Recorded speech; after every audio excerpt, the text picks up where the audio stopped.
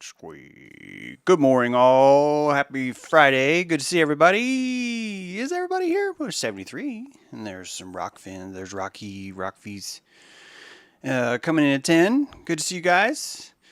Welcome to the show. Welcome to Friday. Today is a show called JagWater.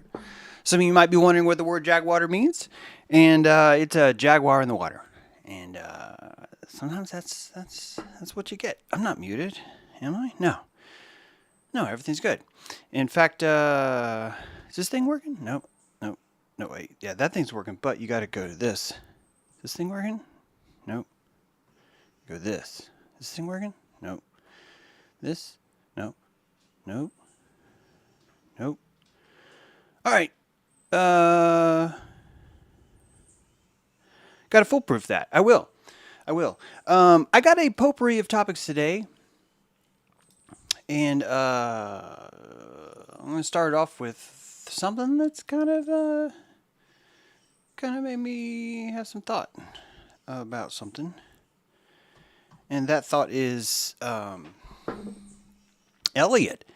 We did a show about Elliot, and Elliot is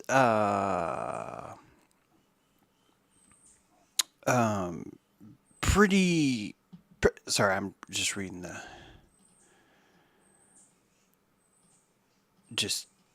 I get nosy with chat sometimes. A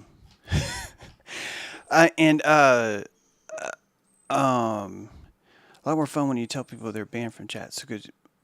Okay, good. There you are, Sark. Yeah, I knew that Sark was okay, but I had been a while, and I just want everybody to know that I felt, oh, dude, there's a lot going on. In fact, there's a lot of people have a lot going on. So,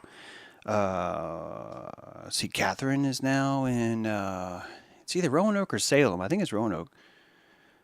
It's Arlington. I don't know, but Catherine moved from west to east. Sark moved from west to east. I think A&E moved from west to east. I think, although technically it could have been from east to west. I don't know. But a lot is happening right now. There's a lot happening right now. And, yeah. In case you're wondering, Doja Worth, we did not do Esoteric Journey last night. Eric has told me he needs to take a hiatus for a while he's doing those things. So, Thursday show won't be there for a while. As soon as Sark gets settled in, I think we'll kick up the high magic, and maybe we'll do that. Also, Noam and I have been working on a call-in show, which is pretty cool. We got that format going on, and then of course Monday we had the wonderful Charlotta did a great show for us too. So you always have those options, and we are always looking to give new voices grounds, and so there you go. All right, so I'll get on with it here. JagWater. All right, so people had placed in the comments this idea that actually it was a bait and switch, that the entire time Elliot was a man the entire time, like from the from the very beginning of birth, Elliot was a man.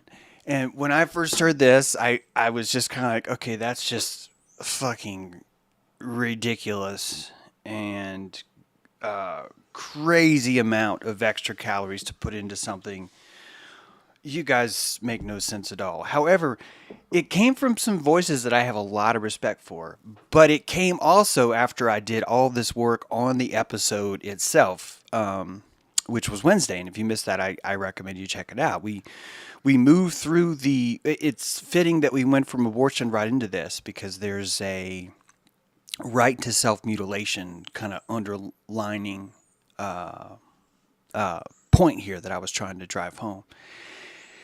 And I think most of my rejection, we talk about aperture here a lot, so I'll just go ahead and reveal the chemistry of me here. Most of my rejection actually came from just the amount of prep and research and work I put into my show. And so when people were suggesting that, well, no, he's a dude the whole time, like before Juno, dude was a dude. And my reaction to that was purely based on the amount of calories I had already spent into doing this show, what I wanted to talk about, which actually, by the way, doesn't actually have to involve Elliot. The story that I explained to you about how these mutilation things works is it's broadcast around many people. It doesn't have to be Elliot. In fact, a lot of people are trying to argue that, well, no one who has their junk cut off ever regrets it, James. You're just saying that because you're dumb or whatever. And but guys, if you go on Reddit right now, there's like 30,000 people in the detransition genre group. And yeah, I'm happy to argue that not all of those are actually detransitioning, but I'm also going to force you to also argue that there's no fucking way that 100% of them would simply be gawkers. That inside there are really people that are truly struggling with the detransition, and there's a ton of videos about this. Guys, how could there not be? You mutilated yourself. You destroyed your ability to even have a sexual drive. The hormone blockers don't just suppress your chromosomal urges and your chromosomal functioning. They also shut down your entire reproductive desire. All of the systems that go into that are gone now. Gone. Of course you're going to spend the rest of your life feeling like you were victimized. Of course you are. And who would ever want to face the attacker knowing that it was themselves? Knowing that. And if certainly you could look at your doctor and blame him, and your psychologist and your psychiatrist and blame them too. And I say go for it. Why do I say that? Which is kind of backwards for me, because typically I'm all like pro sovereignty autonomy, is because we are living in a world that pretends that we have experts that are here to do it. And if you are claiming to be an expert and you're telling somebody, yeah, you should totally mutilate yourself, it'll be fine. Yeah. According to here, just check the book here, James. It turns out you're going to be fine to mutilate yourself. The answer is because it's sanctioned. Because everyone else sanctions it, it turns out it's okay.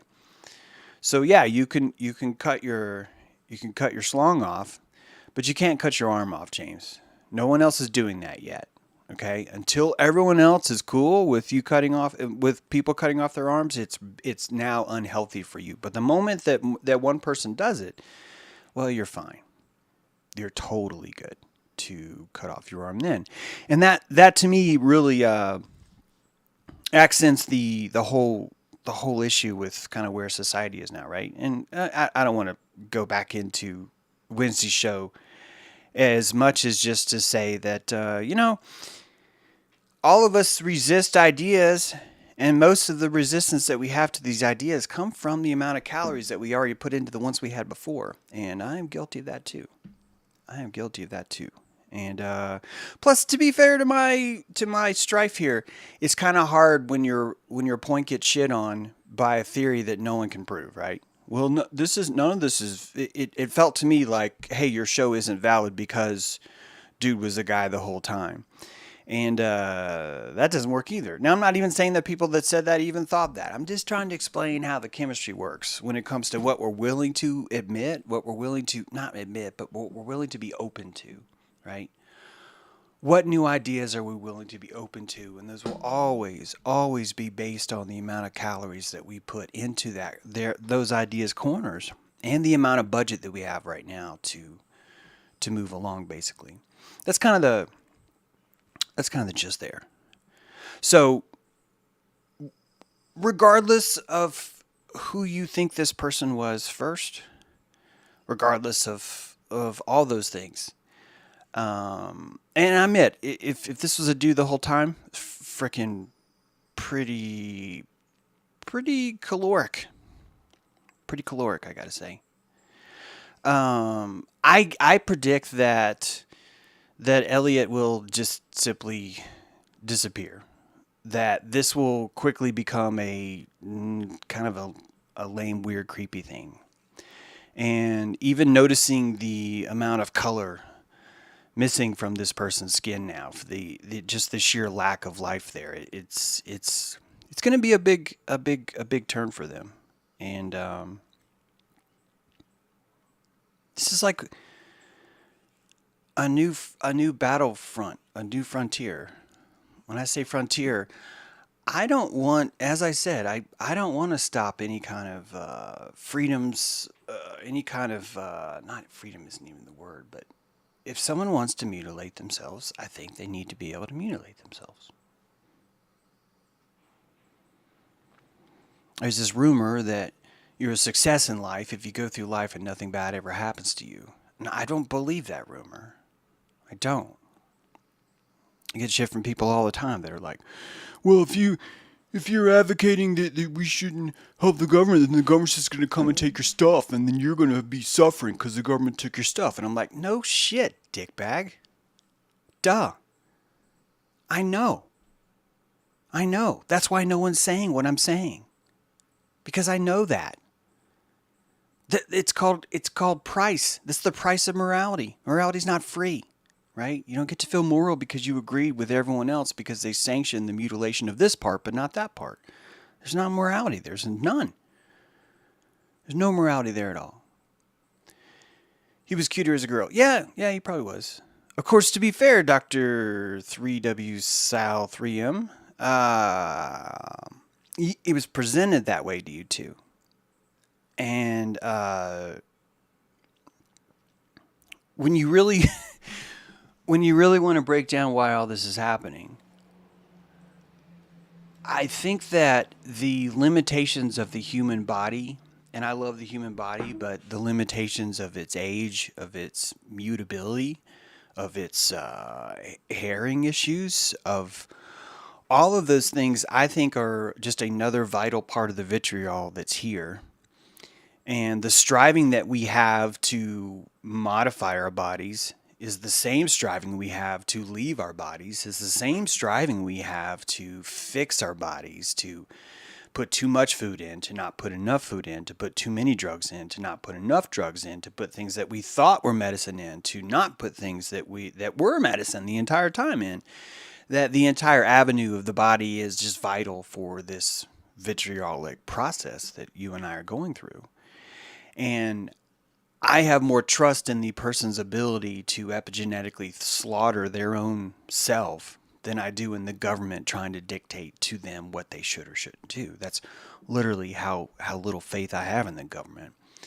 I'd rather it be up to me as the neighbor of someone that was mutilating themselves in their yard.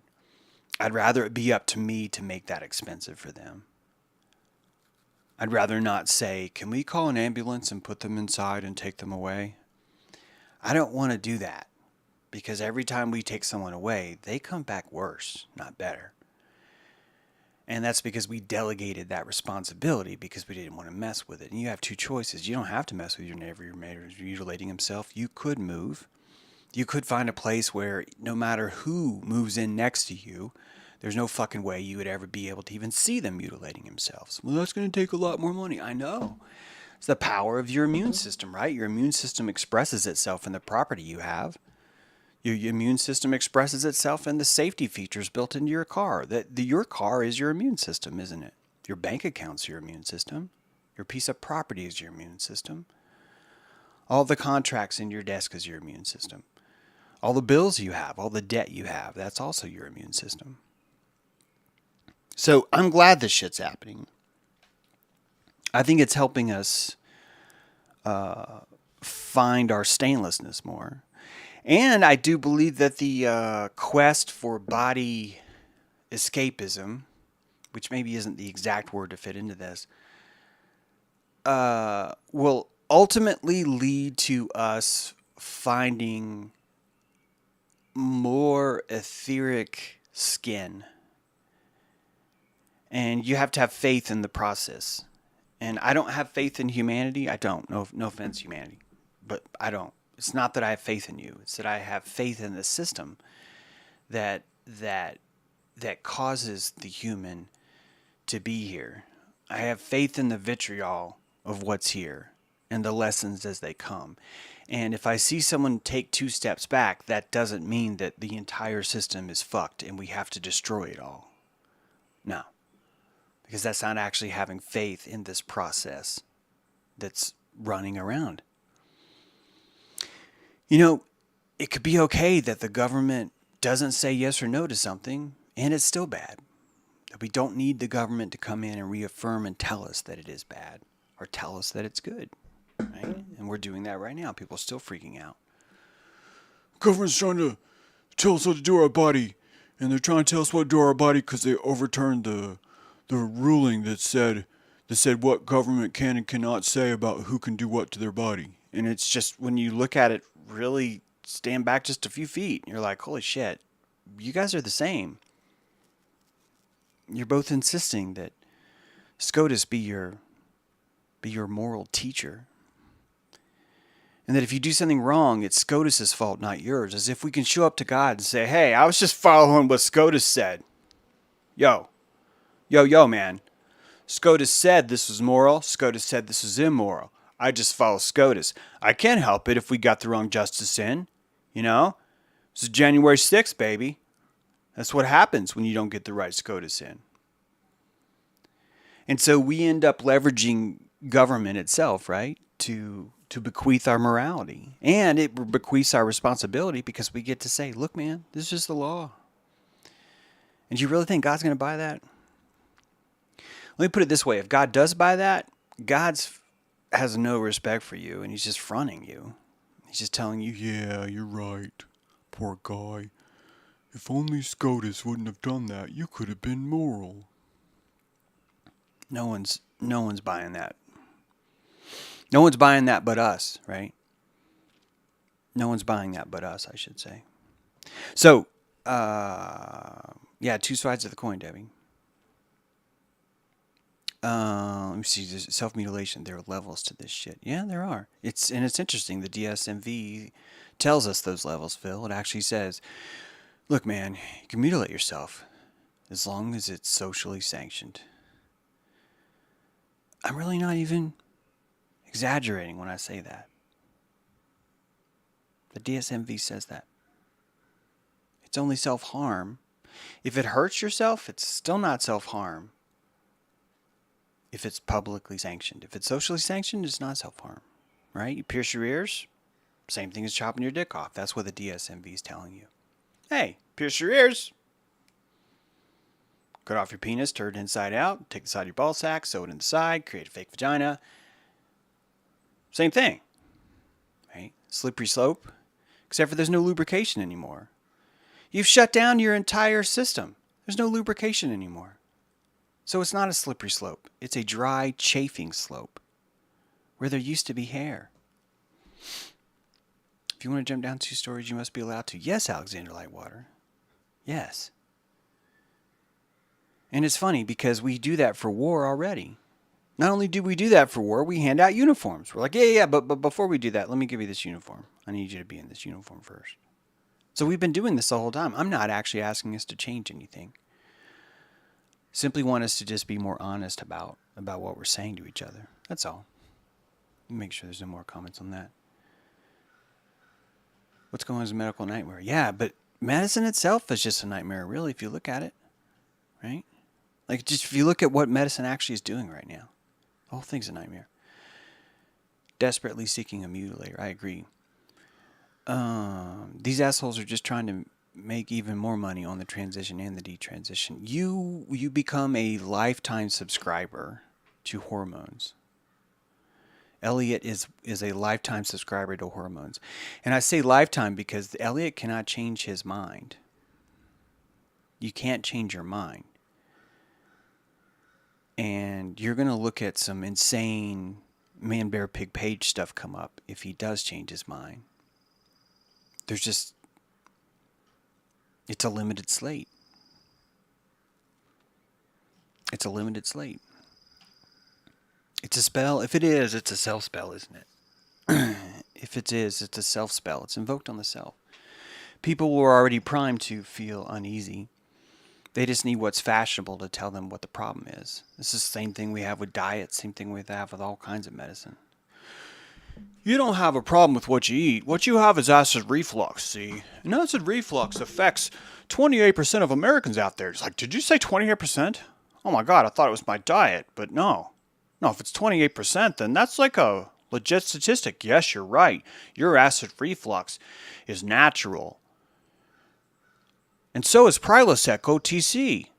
It's natural too. It's the natural way to naturally ignore what you're putting in your mouth. Naturally. Now, let's go out to the park and you can pretend to throw this ball to that dog over there that you've never met. You don't even know that dog's name. That's loco, isn't it? That is loco. All right. There should be gene therapy in the future where they can trigger the body to construct a new penis. Wow, Royal, just right out of the gate. How many? You want like 4? Do you want like a penis for every corner? Excuse me, sir. The penis on your shoulder needs to be covered up before you come onto the beach. I'm so sorry. I'm going to require that. But there is another way. It's fascinating that all of the gender dysphoria has never been treated with virtual reality. Yep. It's true. Did you know that car victims right now that suffer PTSD from car crashes can actually find significant healing without drugs through immersion therapy? And that immersion therapy is general immersion therapy. Virtual therapy, excuse me. It's happening through augmented reality device or VR device. And the people that have gender dysphoria, who are pushing the limit to where they're not comfortable anymore, are actually birthing the idea of avatar. Have you noticed that avatar is a thing now? And when I was 9 years old, I had no idea that that's what I was doing. But when I went into the mall and I dropped a quarter into Spy Hunter, it was a car game, and the white Spy Hunter car came out of the semi truck on the road and was now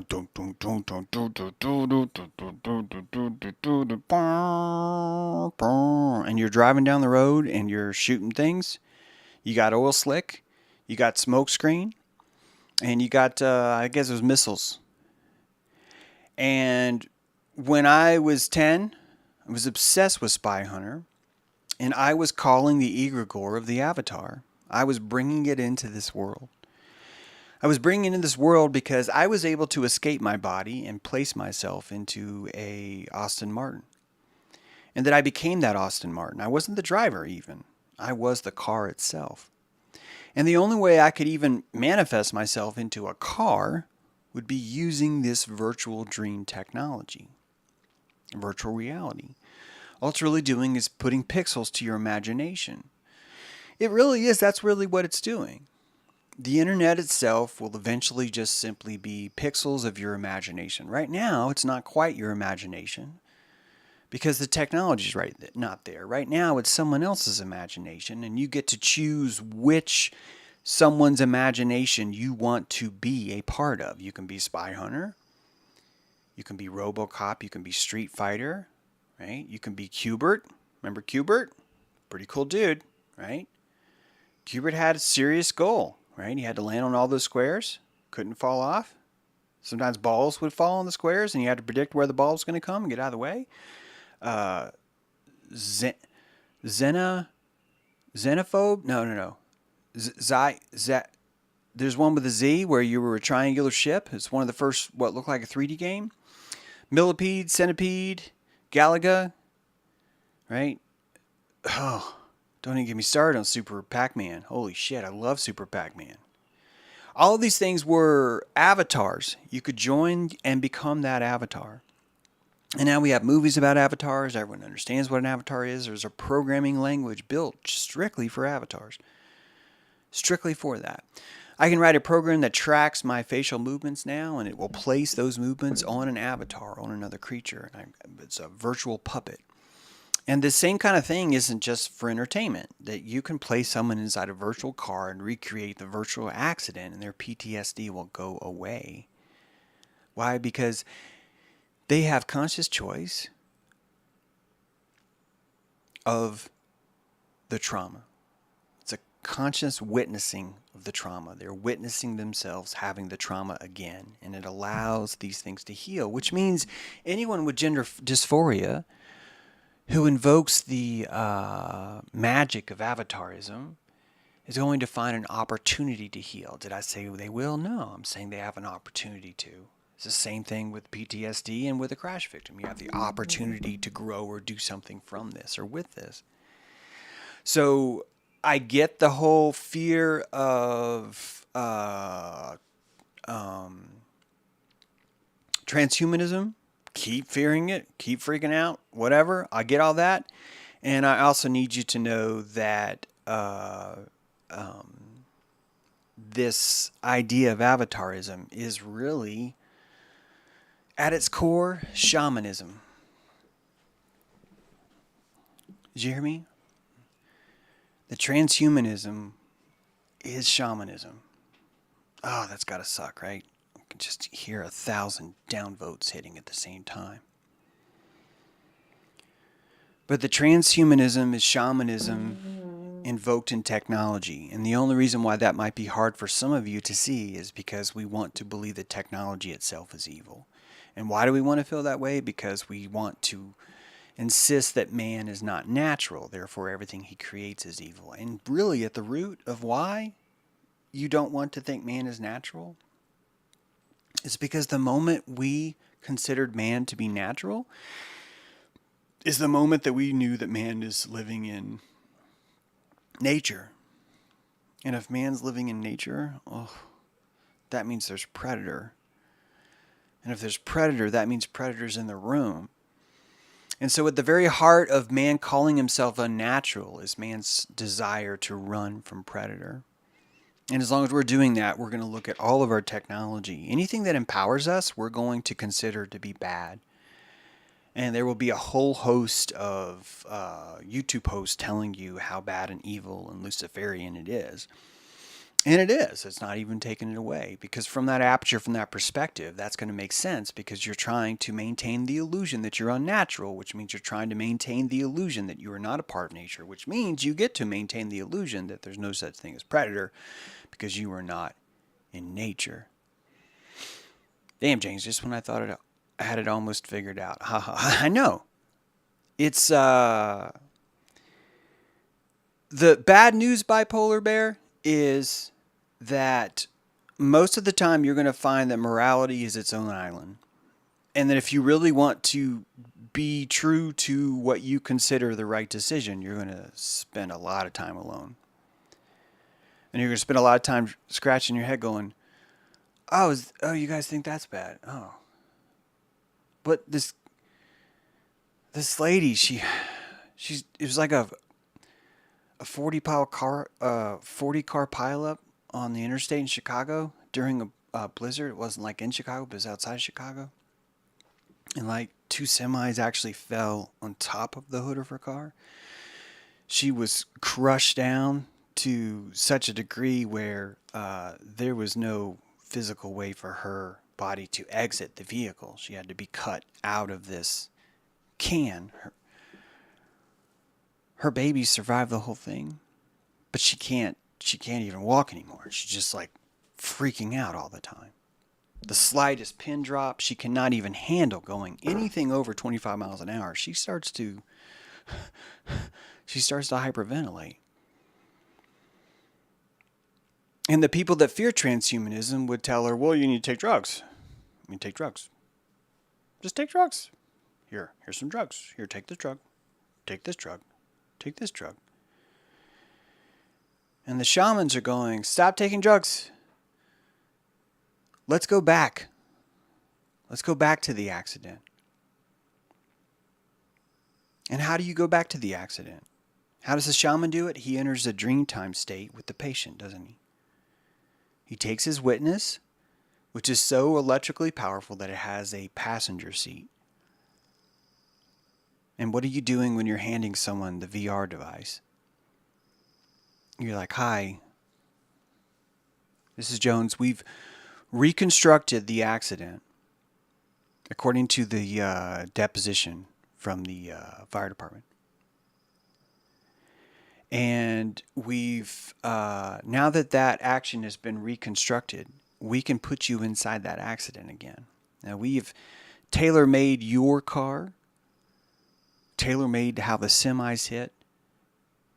And we think instead of you taking drugs now for the rest of your life every day, that if you were to get into this video game,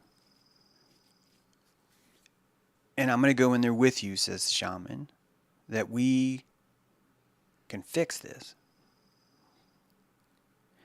And if you didn't have that video game, if you didn't have that virtual reality, most patients wouldn't have the electricity for that. Most patients would say this sounds like bunk. And if you went to a doctor, the doctor would say, well, yeah, it really has no medical bearing at all. So, just really just need to take pills. And it's only because the shamanism has entered into the realm of technology that really dumb man-bear pig doctors are actually even saying, oh shit, I didn't realize you had a PubMed sheet on this. Immersion therapy is a therapeutic for car accident victims. And this is after the doctor said, no, you need to take pills. And they're never, ever there's not a representative from the avatar shaman market, right? That like going to hospitals, right? That hires like a supermodel to walk through the hospital, take doctors out to dinner, and give them sample download cards of virtual reality. That might happen one day, but we don't have that right now. So there's no lobby, which means doctors don't know because doctors regurgitate. Yeah, hacking your PTSD through video games. It's been around a while. And it's one of the most undervalued forms of therapeutics, and we've completely dismissed it as a possibility because everyone wants to be on drugs. James, are you on any drugs? Right now, I could not tell you for sure what drugs may or may not be in my system because there's just so many everywhere. There's so many. I have coffee right now. That's caffeine. I ate breakfast earlier. There's some drugs in there too. Can you be more explicit with your question, Divine Light? And I will gladly answer that. Happy to answer that. So, I think it's going to be a while before people accept the shamanism of this technology. And that's okay. I don't think they'd be ready for it. And when I say ready, I think they will still actually go to the same person who will tell you how evil transhumanism is. Tomorrow we'll go into therapy and they will have a virtual reality device and they will put that on and they will experience the therapeutics of it. And they will still leave the next day and say, transhumanism is awful. All those things will happen in one person. The hypocrisy is everywhere, including in me. How did I start the show? Admitting that I had some resistance to this idea that Elliot was playing us the whole time. All of us have this. All of us have this. But it's interesting because this shamanism is the exact same medicine that's been offered for centuries, since before Rockefeller. We were practicing this kind of shamanism. In fact, if you remember, in the late 19th century, when we were inventing American mythology, we were inventing it because we had erased who was here. We didn't want to keep the Mississippian culture. We didn't want a world of mound builders. We wanted a world of tribe of Israel wandering through Ohio. We wanted a world of Columbus discovering a brand new land that had never been seen before because he was sure that the world was a ball. We invent some of the most insane, retarded mythology. And the entire time, Amu Raka has been there with shamanism the whole time. The horned serpent. The idea of wearing costume. The idea of entering into an avatar state is older than the white man. The avatar is older than the white man's technology. Which means that transhumanism predates what we call civilization. Transhumanism predates all technology. even the fucking technology of fire, that when we were still trying to understand the technology of fire, it would require transhumanism for us to even accept that. James, please oil that chair. I'm thinking you have gas. Thank you, B. Maybe I do have gas, and maybe I'm using my chair to see, now I can't get the chair to squeak, so maybe it will do that. But I'll work on that. You people are dumb, sorry to say. Well done, Patty Mills. If only you could have, Bruce Jenner and Elliot or whatever actually switched back to if they were changed as kids. Oh, okay. I got it. Yeah, it's the same thing. I know for a fact this was, I got it. Yep, Bruce. So, as the oldest technology, the most powerful will always be the first to be rejected. Oh, I know what it is. It's this. That's what it is, B. Just so you know. I will oil this, okay? We don't want that in here on the show, do we? Oh, yeah. Okay, I'll stop. So, the oldest technology in the world, we're still rejecting. And if we wouldn't, it actually would help Elliot. Elliot could have just logged in and embraced the avatar of who they're feeling like at that time and gone out and explored the world. And if you can get over the fact, sorry, B, but I have to do this. If you can get over the fact that technology is all evil, if you can get over that, I'd like you to imagine the possibility that your dream state is true reality. Excuse me. And that your waking consciousness while you're here is augmented reality. Excuse me. That you have augmented the dream state reality so that you can practice while you're here. The dream state is too crazy wild. You have too much authority, you have too much intangibility, you are too ethereal in that realm for you to hone your powers. And so for 16 hours a day, you are entering into this school, this dojo earth, where the ether is holding your dream fantasies longer. That a pixelized world that can hold quantum entanglements, I'd like you to consider that quantum entanglement is simply telepathy between matter. That matter talks to itself through the telepathy of quantum entanglement, and that you and I have full access to read and write ether into that matter. Let me say that again. That you and I have the ability to read and write charges, belief charges, into that etheric matter. It's like pixels. It's like three-dimensional pixels that lay on top of each other, that like sand. But they're memory pixels. They're memory salts, right? Physioelectrically, right? They squeeze. What comes out? Electricity, right? Pressure, electricity. Electricity, pressure. Same thing. Same thing. And that's the writing and the erasing of pixels on the screen, just like a pencil eraser. That everything here is a sheet of three-dimensional paper that we write. And eventually, you will get good enough at this where the technology of transhumanism will come in to allow you to avatar your way back out of, I should say, the kiddie pool.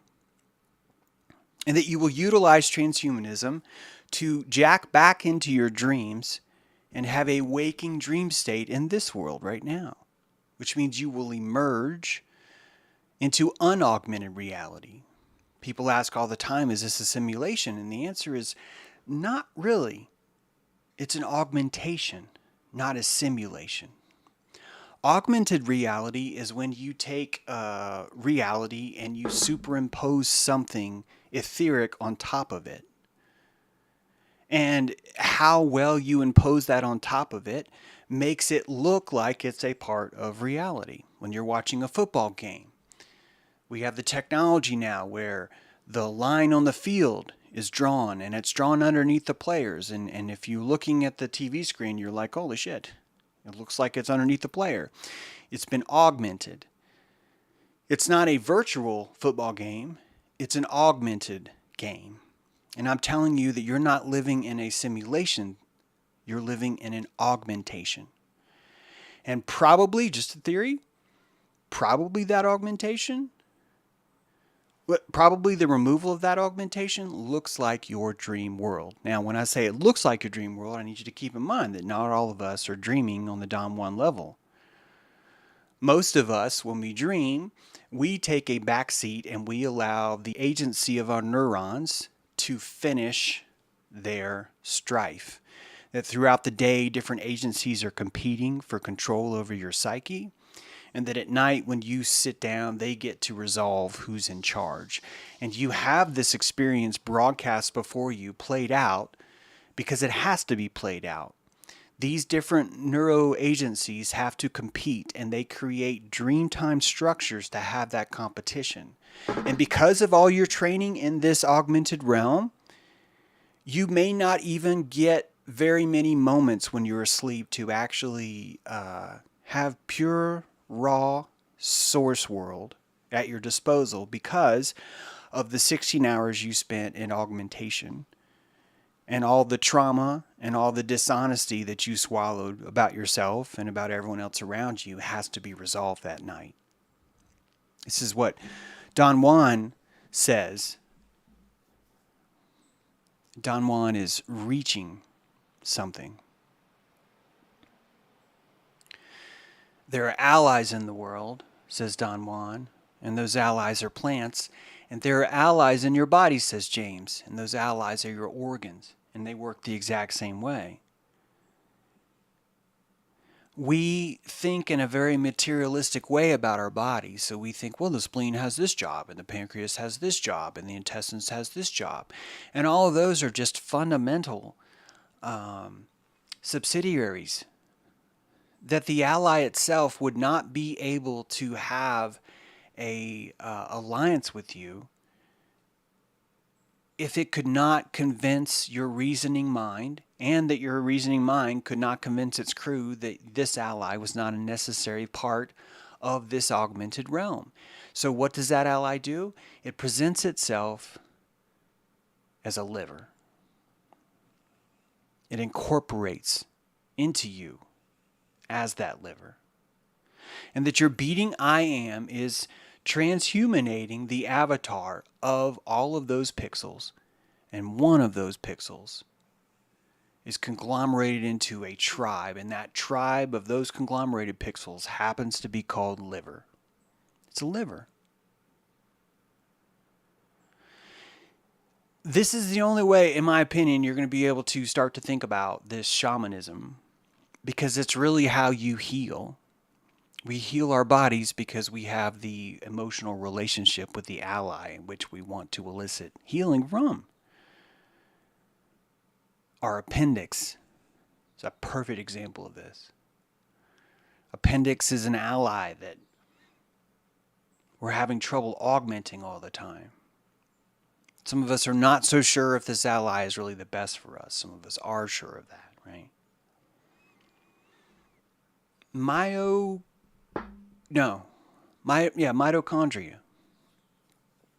I think mitochondria has a lot more to do with this than we think. It's its own separate DNA chain. It's its own separate agreement that we have. And until we learn to really, I think, invoke this avatarism into our tool set, we're not going to really know. And I think that the Elliot pages and all the detransitioners of the world are people that know this, but they don't know this. That the striving they're putting forward is making progress for the rest of the shamans out there, but they have to mutilate themselves first, which is really interesting because that's exactly how Christianity got off its feet too. Is that it turned out a bunch of people had to mutilate themselves in the name of Christianity before that religion could really get off its feet. These sacrifices are not just necessary, they're invoking statements. That the only way you could invoke the magic into this world of avatarism is to mutilate your body. And that the witnessing of that from everyone else is our our conformity to that ideal. Even we can still hate what's happening. Yeah, we can still reject it. We can still say it's wrong. And that's how we're refining the idea, aren't we? I'm doing it right now. I'm saying, hey, not only do you have the right to self-mutilate, why do you need to? What's wrong with avatarism? Seriously, what's wrong with it? Turns out, if you augment this system, create it virtually, you'd be accessing more witness, not less. Most of us notice that. The only way we really connect right now is by entering into this shamanistic circle. We just call it the internet. Why do we call it the internet? Because people would freak out if you called it a shamanistic circle. Are you kidding? People would freak out. They still freak out. They still are freaking out. Even the people that are ready for it are going to freak out. And they're going to call the very medicine itself to be evil. It's how we learn these things. So I don't think we're all ready. I think it's not for everybody. Not yet. Avatarism is not for everybody. It's only for those that understand. It shouldn't be for everybody either, though. Makes no sense for it to be. All right. It's kind of a, I guess I told you that. It's kind of a potpourri topics here. I very spontaneous, but Wednesday I did was on Secrets of Saturn. I was actually listening to those guys, and I was invited on, and of course I gladly said yes. So I joined Wayne and Jason to discuss the Georgia Guidestones. And I certainly don't want to cover all that stuff, but I do want to hit on 3 points because I think they're important, but not maybe important enough to build a whole show. I didn't want to do a whole show on the Georgia Guidestones. I probably could have as far as... Anyway, this is what I'm doing. First of all, I want you to realize that the reason why the Georgia Guidestones are powerful is because they're anonymous. The anonymity of it all is at the essence of potlatch magic. And that the only way these kinds of ritualistic spells happen that really gain a lot of traction on a national or international level is because of the anonymity. And I want you to think that just like someone would mutilate themselves to make a sacrifice, so too would someone mutilate their ability to sign something to also make a sacrifice. So the person who did this had the opportunity to claim credit, but the anonymity of it ends up going into the pot, the prana pot, and the entire spell becomes more powerful because it was done through potlatch magic. What do I mean by potlatch? So first of all, I'm kind of redefining potlatch a little bit, although I don't think I really am. I'm not actually changing the word. I'm just adding a D. It also means this, because if you think about the fundamentals of it, it's the same. Potlatch is the things that you value the most, the things that have the highest fetish content that you consider the most powerfully charged that represent you. And that the Pacific Northwest, the concept of potlatch, was that these things were actually covered all the time. They were hidden from witness. They were hidden from witness because the mundanity of seeing them every day would remove their charge. That you charge that up by covering up the potlatch, the little kachina, whatever it is that you see, that if you cover it up for 364 days, except for on the one day that you bring it out, that when you bring it out, that thing is charged with reverence. Not only is it charged with reverence, but every time you access and witness that object, it feeds you like a battery because the Parthenia is so charged. There's no mundanity on it, which means every time that you see it, you know it's a special ceremony, which means if you see it, you must be special too. That's the simplistic way of looking at how that energy actually works, right? It's a technology. So how is this related? Because owning this event would be like having potlatch that's exposed all the time. But not owning this event would be hiding it, be building the Parthenia. And we did the same with Building 7. did the same with the two towers. And that will make this ritual ring. If it's going to ring, it will make it. Now, what I said Wednesday, which is probably not going to be very popular, is Georgia Guidestones are kind of like a southern phoned-in NWO ultra piece. It's kind of phoned in. It's a 5-acre lot. It's really boring. Looks like you could put a Dollar General store there. Probably will be one soon. There's not a lot of thought gone into the alignment on the ground itself. The Georgia Guidestones are placed on the highest elevated part in Georgia, which is, we'll give it credit for that. Not in the entire state, by the way. North Georgia has a lot of mountains. But for Elberton, it's in the highest elevated spot, which also means it might have been hit by lightning. We don't actually know what happened. But that ritual is kind of more low ball, low key. It's kind of it's phoned in, not dialed in. It's been phoned in. Even the dedication plaque itself has a spelling mistake on it. And that spelling mistake is the word pseudonym.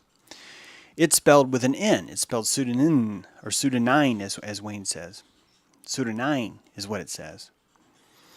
And because of the anonymity, I want you to see how the magic works. Here's what I mean. RC Christian. Pseudonym. I should have had this ready. But Studio.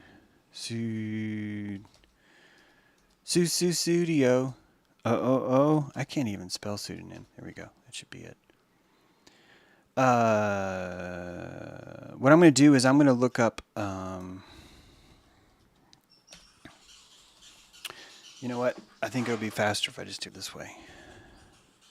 Oh, thank you, Graham Green, for the super chat on Rockfin. Thank you. Thanks for the tip. Here it is. That on the dedication plaque, the misspelling is. It says the person that is claiming credit for the Georgia Guidestones is marked as RC Christian, and then and then it says a pseudonine, NYN, right? All those giant stone letters, those letters were 4 inches tall, and they got to the very last one and they misspelled it. And because of the potlatch, because of the anonymity. I hope this point hits. Because of the potlatch that was put into the anonymity of this, it makes you look harder. It makes people look harder at the name. And when you're looking at the name, you're noticing that the word pseudonym, which is explaining that our Christian isn't actually the person that's in charge of this, that even that is misspelled. So that is a mistake. Now, because of the potlatch, you now have a feeding ground for people to throw their conspiracy into. And this is one of our biggest forms of entertainment, is laying out our conspiracy into things and having this beautiful, fun time trying to guess what's going on. And one of the things many people will do is look for anagrams. And of course, the anagram of RC Christian, a pseudonym, the first one that comes up is conspiracy untarnished. Now, I am not one of these people that believes, well, if you find an anagram, then it must be true. However, I am a syncretist, which means that the syncretism of this thing, I think, is important and fascinating, but not because anyone's necessarily conscious of it. Do you understand? We have this conscious fetish.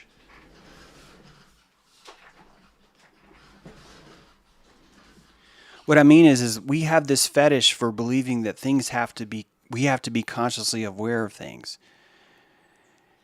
When in fact, syncretism dictates that not only do we not have to be consciously aware of things, but that there's actually a dimension below consciousness. And that most of the things that we do in this world are unconscious. And that in fact, maybe the reason why so many things are unconscious is simply because consciousness itself is just a dimension. It's just a simple dimension itself. It's not really like the world more conscious. It's just a different level of dimension inside this world. And most of us have prana economies with each other where we will say one thing, but we actually have a different energetic conversation happening the entire time. And that is kind of a proof of what I'm talking about. That there's a dimension of consciousness, and then there's this subterranean dimension of unconscious. And most of what we do is in this subterranean place.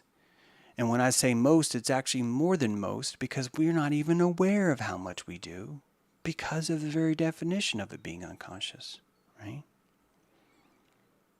So I think that as a very much of an amateur kind of psyop here, I think you're just looking at opportunities for people to kind of throw down their own belief and have fun with this psyop, much like we do with everything else. Like CERN, the Apollo program, like Building 7, like the towers itself. And what I think is really helpful about the Georgia Guidestones is because I see how much this was phoned in, the sculptures, all of it, I get a better peek at how many things are unconscious, but how important it is that we all read into them. Because we do. We read into them a lot. We read into them more than is consciously true, is what I'm trying to say. That we create what we want to read into it, and that becomes the truth. That ends up being what's recorded as the truth later on. Okay. Hang on a second. Let me, wait. I'm gonna grab something here.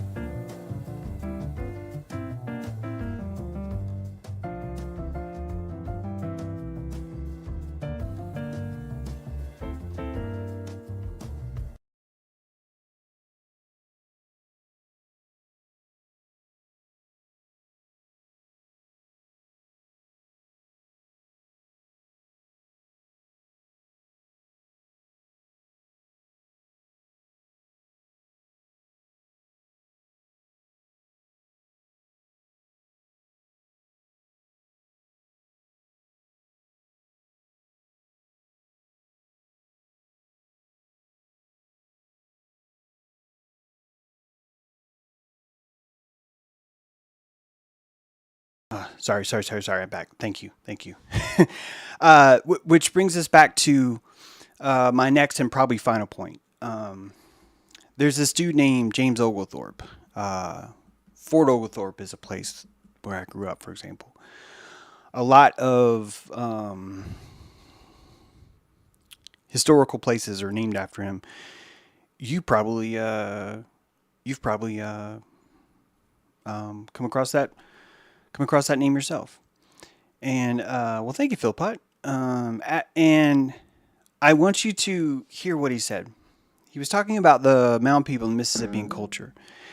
And keep in mind that the 5 civilized nations, right? The Muskogee, the Creek, the Cherokee, the Chickasaw, and the Choctaw. The five civilized nations had their own laws before we got here, right? The Powhatan was the cities along Virginia. We didn't even know the names of these cities. Rivaled London in population and size. And that this idea that we came and brought a system of civilization here that wasn't here before is just all bullshit. And one of those proofs is James Oglethorpe, what he said. He said, "As for revenge," they say, "as they have no executive power of justice amongst them, they are forced to kill the man who has injured them in order to prevent others from doing the same. But they do not think that any injury, except adultery or murder, deserves revenge. They hold that if a man commits adultery, the injured husband is obliged to have revenge by cutting off the ears of the adulterer, which if he is too sturdy and strong to submit to, then the injured husband kills him the first time he has the opportunity to do so with safety. In the case of murder, blood is obliged. It's a requirement. The village saw it as an absolute necessity. And I probably mentioned that before. I can't remember if it's been on a show or in Dojo, but I want you to see why many transplants to this country were not able to integrate so well with this idea. That they could not imagine being the own arbiter of their own justice. And that these codified laws, which are basically simple, adultery and murder. Someone commits adultery, someone commits a murder. It is the obligation of the person wronged to create the justice himself. It becomes a challenge, doesn't it? It becomes a crucial challenge to the evolution of the tribe. And that the person that was wronged has to be the one that picks up the scepter of justice, or whatever you want to call it, and finishes the ritual. And we don't have anything even close to that right now. Nothing even close to that. It's completely different than what we had then. The justice was still there.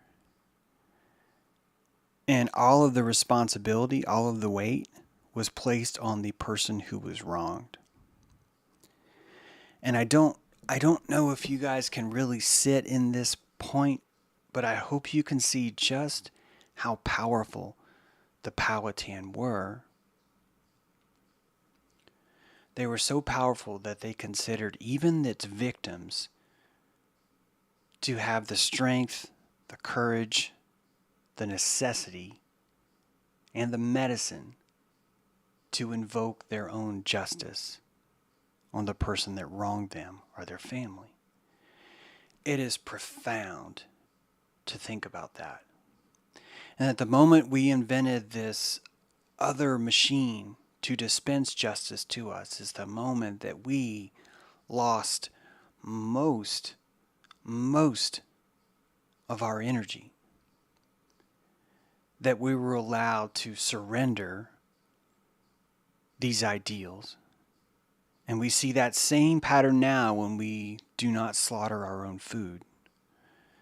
It's very much the same kind of energy. It's just not as potent because it's been going downhill. And so even when you look at the idea of governments breaking, governments being destroyed, I know that underneath it will come this strife again to pick up the scepter of self-initiated justice. And it'll be messy, it'll be hairy, it'll be a lot of trauma, and it'll be no more messy and no more hairy and no more trauma than what we have now. A quarter of the people that are even on death row probably aren't guilty. So I ask you, which is more inhumane? To murder people that aren't guilty, or to require someone that's been wronged to right themselves? To look at that victim and say, Jeff, Dave, Bob, you got to stand up, man. I know you're afraid, but if you're afraid, you're already dead. Your life's already over. The only way you can get your life back, Bob, is you got to make this right. And that is the most compassionate, respectful medicine you could ever give another man. Is to find someone when they're at their worst and to give them all of their power, still to insist on it, to insist they cannot abandon it, to say, hey, what are you doing? You can't give that power to me. That's yours, Jeff. I don't care that you were wronged. I don't care how much it hurts. Jeff, if I let you give this power to me now, civilization itself as we know it is destroyed in an instant. And I can't do that, Jeff. It's your job, not mine. And that's shamanism. And that's why we don't have that anymore. This was the world that Columbus discovered. This was the new world. And this isn't even fully accurate. This is just some of the places that were already here long before any ideas of Christopher Columbus. This is what it looked like. And there was justice throughout the land. And justice lied in the hands of those who were wronged. It's as natural law as you can get, which is why so many people have to insist that they're not natural. If you guys are interested in this map of Mound's people, I'm going to place it in the chat. It's interactive that way. You can actually go visit those places and check it out. Tap into your transhumanism. Oh, God, that's going to be hard, right? How are you going to have that conversation with people? I think the answer is you're not. I don't think you're going to be able to have it. I think you just got to wait. People will just either see it or they won't. But it's always a red flag for me. When someone's shitting on technology or suggesting that man himself is unnatural, it's always a huge red flag because I already know what I'm dealing with. I'm dealing with someone who's terrifyingly afraid to admit that there's something called predator.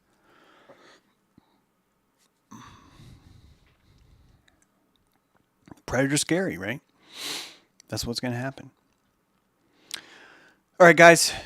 Hope you have a great Friday. I released a bunch of videos yesterday, just little excerpts of clips of things. Let me know if that's too hard. Let me know if there's anyone has issues with that. When I'm saying issues with that, I'm like, if you're trying to keep up with the shows, you'll notice that the live stream shows are numbered and the clips are not. And so if you're looking at something that doesn't have a number in it, it means it's not an actual full-length show. It's probably a clip from a show. But then if you see that pound, it's 346, 347 right now, 348. I think this is episode 348. Then you know it's a live show. I'm always trying to do Monday, Wednesday, Friday live shows and clips in between. Special shout out to Noam Tonio for helping me picking out these clips. If any of you guys find a clip that you think would be a great short, I would love it if you would send it to me. You can either place it in the comment underneath the video with a timestamp, right? Just put the timestamp on there. And if you just type 14:11 would be 14 minutes, 11 seconds in. 14:11, it'll automatically link it. I can find it too. So, send me those clips if you want. And I will make more. And I appreciate you guys. Hope you guys have a great Friday. And we'll be seeing you soon. Bye.